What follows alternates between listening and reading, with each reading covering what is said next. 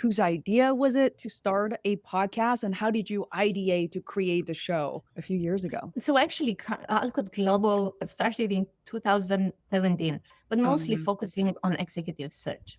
All the other services were added to the portfolio later, but quite soon after Alcott Global started, a podcast channel already took off. It started a bit earlier, but then it took off with high speed after that. That is our oldest podcast channel, the Leaders in Supply Chain podcast. And through the nature of the job that executive search consultants do, right? They have to always be on top of what's happening in the industry.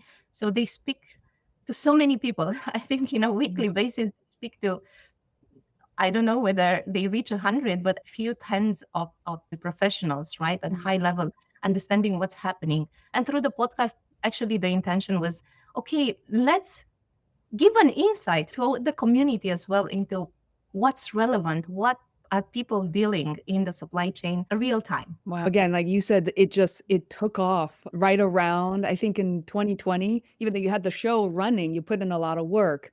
But all of a sudden, did you see like tremendous amount of viewership, comments, and like when did you realize, wow, this is really taking off? I think it was before because the audience, right? The audience would come back and say, wow, I listened to that podcast. It's amazing. The authenticity and how people share case studies and things that are relevant is very useful. For that particular channel, that's how it started. But what really happened in 2020 is a very positive turning point where for us, pandemic played an important role in going into the events world. It's basically expanding the podcast, but instead of having the weekly guests or monthly guests, we suddenly had between 50 speakers or 70 speakers in one forum. But the spirit was the same, right? The same kind of tone, the same kind of sharing, people discussing real matters. And for the audience, many times people would send us, it's almost like we take the front seat and we can see what's happening and what these people are dealing with and what comes next, right? As a supply chain professional or somebody who wants to grow in their career, this is very relevant information because then they will know, oh, but I would like to do this. Look, that's an interesting problem people are solving.